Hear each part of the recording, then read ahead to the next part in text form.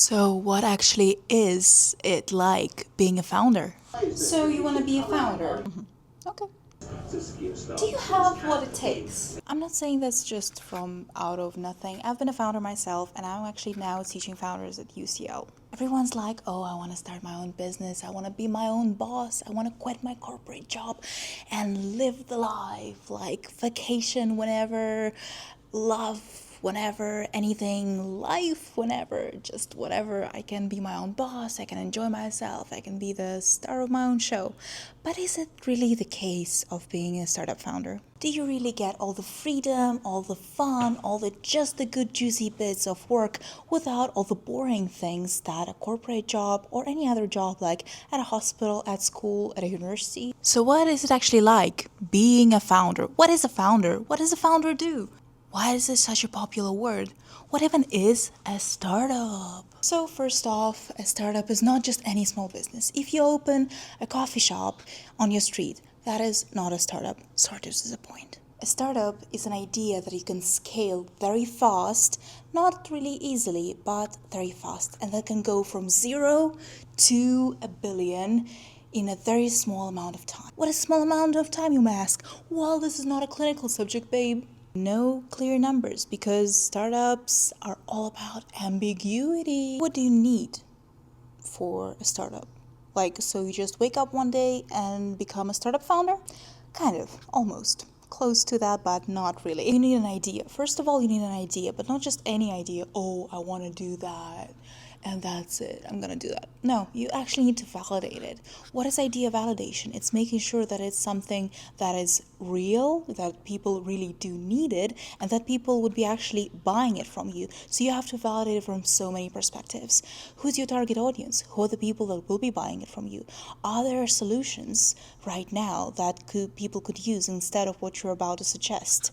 And also, do the people you want to sell it to have the money to buy it from you? Once you have your idea all sorted out and validated, that's all great and fantastic.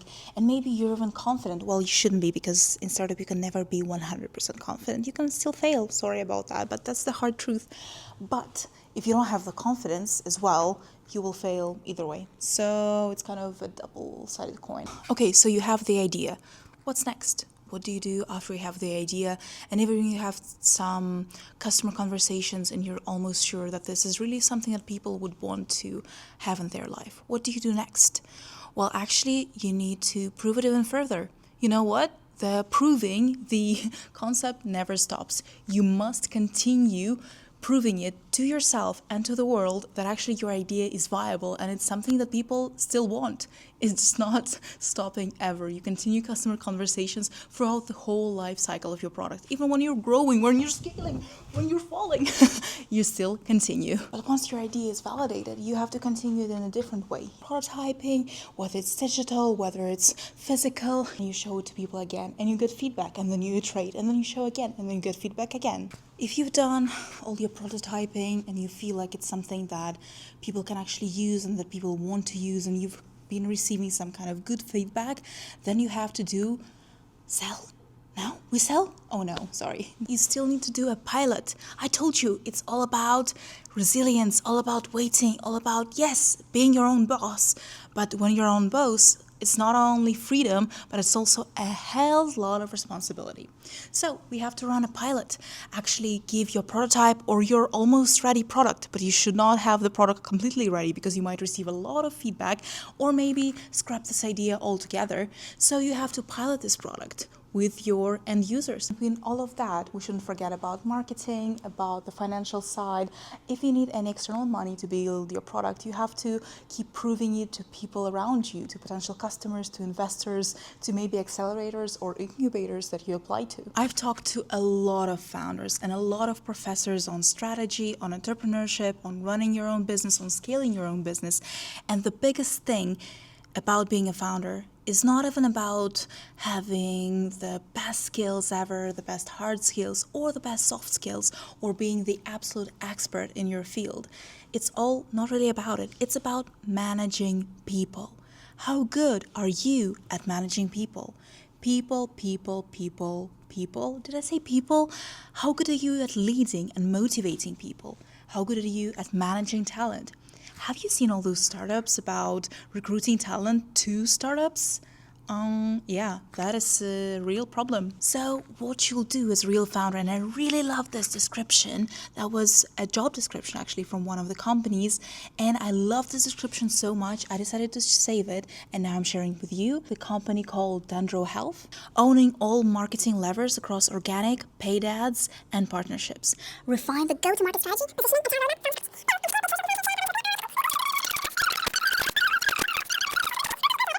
Partnerships, and that's mostly just about growth and marketing. But that's not taking into account strategy, financing, sales, product, and so much more. And actually your own development and your own life. What I've seen across many successful founders, it's something that doesn't really come with pink glasses. So okay, who should become a founder and who should not?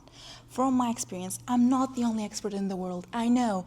Okay, and who died and who gave you the rights to do that? Okay, no one died. I hope no one dies. By the way, I'm also a doctor, so I hope everyone lives a very long and healthy and fantastic lives. But I think I do have something to say, so I am saying, okay?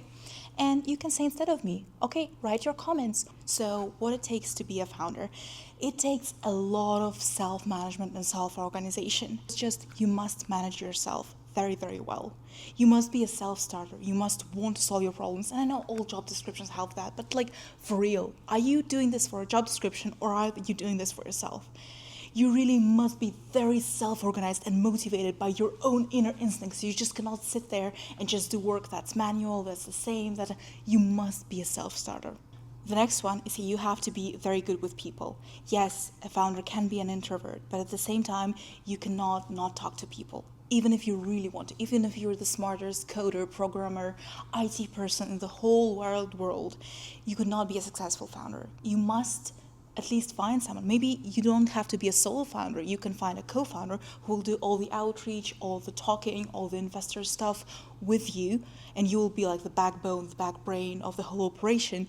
But you must have that person. There must be that person in the startup, and they must be at the top, at the highest level, because they would have to do all the communication with the outer world for that startup. So if you have completely decided, yes, I want to do my own business, I'm ready, I'm willing to do it, please don't go from your job. Don't leave your job just yet. Please do some prep. I beg you, please do some prep, just a little bit before quitting your job. So we have to validate your idea. You have to sleep with it for a month, for two. Just understand, are you really that passionate about it? If no one else in the world creates it, are you the one person to create it? Are you the right person to do that? Then please go and talk to other people. Don't just start building a product just out of the blue. Just, yeah, I'll build it and people will come. That doesn't work anymore. I'm sorry to be a bummer, but that doesn't. You have to talk to people. But what's better, you can talk online.